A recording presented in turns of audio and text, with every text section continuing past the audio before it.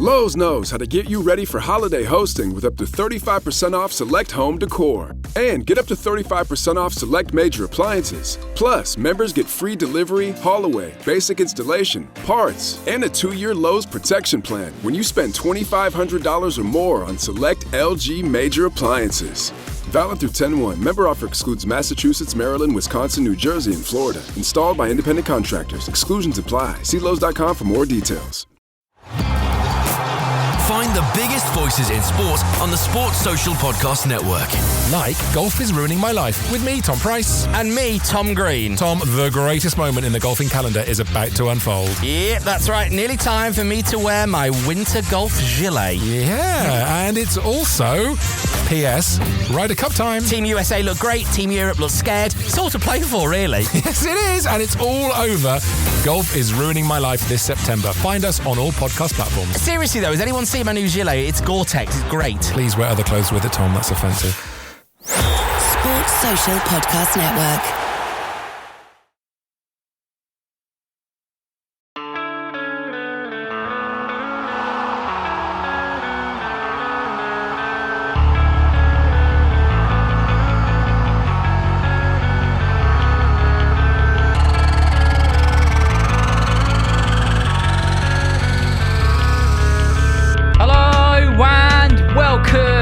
To the Football for Kids podcast with me, Darren Rees, and welcome to another episode on a stadium. This time we're off to sunny Mexico City and to one of the, if not the, most impressive and historic and iconic football stadiums there is on the planet. And of course, one of the biggest football stadiums in the whole wide world. We're off to the Azteca Stadium in Mexico. The place where two of the most famous goals ever were scored, and a place where both Maradona and Pelé have graced the pitch. Before we get into this episode on the historic and iconic Azteca Stadium in Mexico City, let's do one of your shout-outs. This one has come in from Spotify comments, and it says, "Hi Darren, my name is Felix and I love your podcast. I'm the captain for my under-12s and under-13s football team, and they are Boomers FC in Australia. I'd love for you to do a podcast on Thierry Henry or on Martin Odegaard. I give the podcast 10,000 stars. Well, Felix, in Australia, the captain of the under-12s, under-13s football team for Boomers FC, a massive shout out to you, to everybody in your football team, and of course to your coaches, who I'm sure do a wonderful job and give up their time in the process. Firstly, I've already got an episode on Thierry Henry, so have a search through the 450 plus episodes and you'll find it in there somewhere. I'm sure it's a double-parter actually. And Martin Odegaard, I don't think I've done an episode on him yet. I might be wrong, but have a look. If not, I will get that onto the list. Right, that's all we've got time for in this episode for shout-outs and messages. It's time to get into this episode on the Azteca, the iconic and historic and mightily impressive stadium in Mexico City. Now, this place isn't just a big lump of concrete and seats. It's actually the story of Mexico wanting to show the world how much they loved football. Back in the 1960s, a man called Guillermo had a dream. He wanted Mexico to host the best World Cup tournament ever. So, two clever architects, one called Pedro and one called Rafael, well, they set off on a mission and they travelled all around Europe. They checked out stadiums in Spain, England, France and Italy, and then they said, we're going to make something even better. The building work for the Azteca, the stadium they were going to make even better than everything they'd seen and experienced, started in either 1961 or 1962, depending on which history book you're looking at. It was massive. Workers had to blast away 180 million kilos of rock just to make the ground flat enough. But it wasn't all happy building, let me tell you. Over 3,000 people lost their homes because the stadium was being built. There was protests and there was lots of people who were very, very unhappy.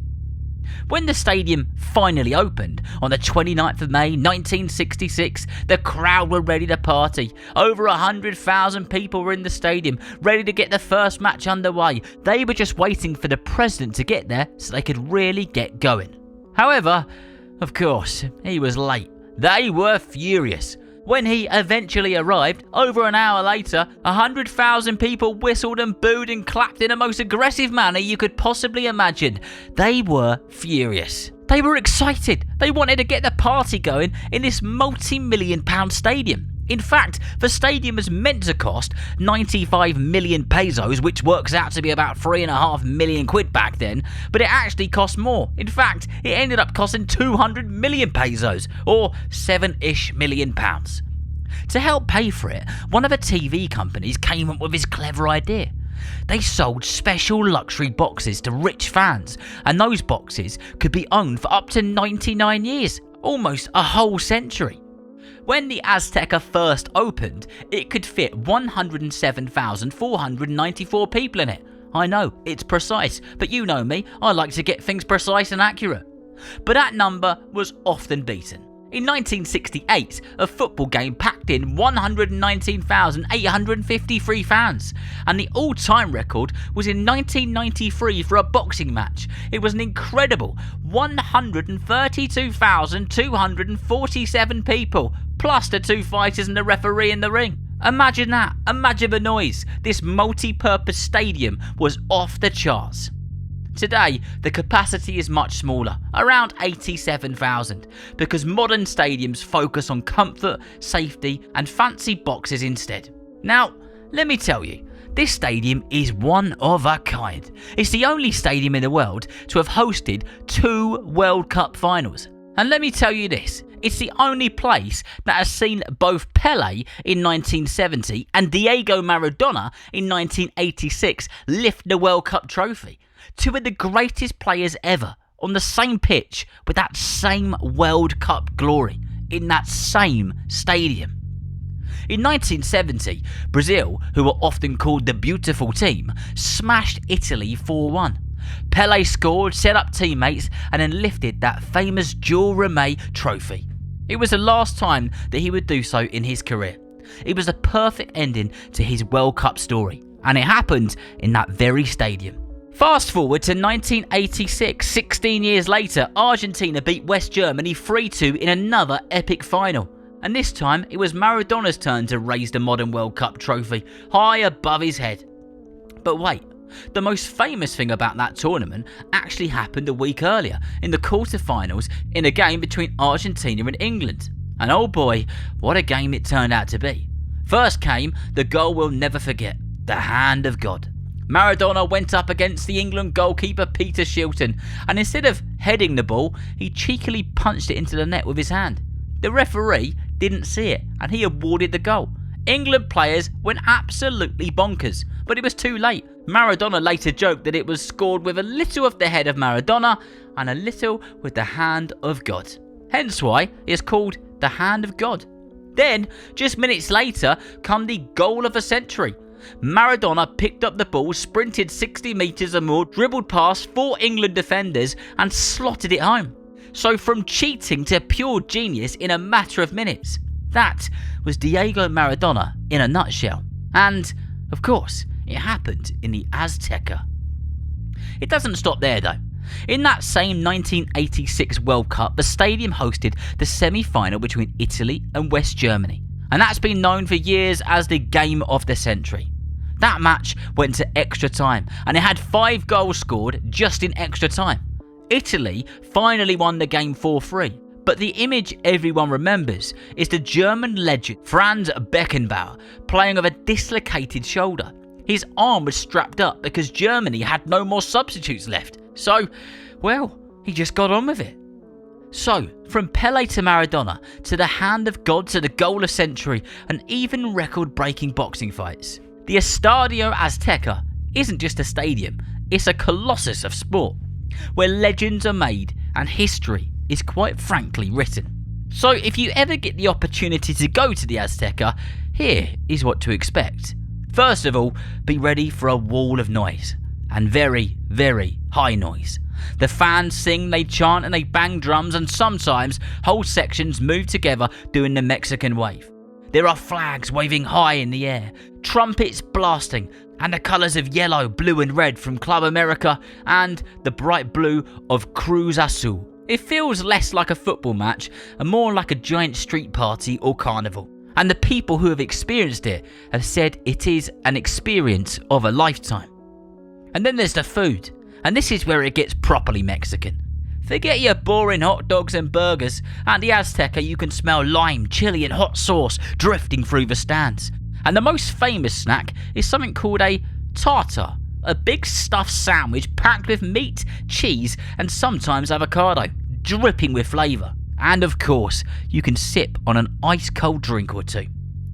Close your eyes and you can almost imagine it. The smell of chili and lime, the sounds of the drums and the trumpets, the sea of colours swirling, and the roar of 80,000 plus fans celebrating together. That, my friends, is the Azteca. It's not just a football stadium, but an adventure for every single one of your senses. I hope you enjoyed this episode, and hey, one day you might get to go and experience it all for yourself. And remember, if you know someone who loves football just as much as you do, then please tell them about the Football for Kids podcast. And whether you're playing football soon, watching it on the telly, or pitchside, I hope that you enjoy the game. See you next time.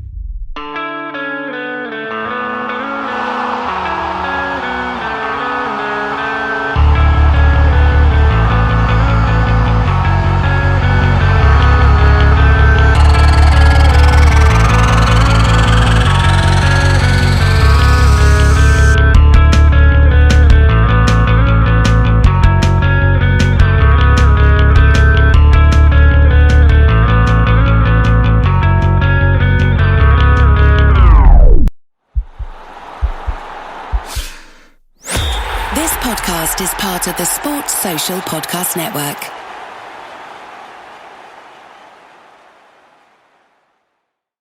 You just realized your business needed to hire someone yesterday. How can you find amazing candidates fast? Easy. Just use Indeed. Stop struggling to get your job post seen on other job sites. With Indeed sponsored jobs, your post jumps to the top of the page for your relevant candidates, so you can reach the people you want faster. According to Indeed data, sponsored jobs posted directly on Indeed have 45% more applications than non-sponsored jobs. Don't wait any longer. Speed up your hiring right now with Indeed.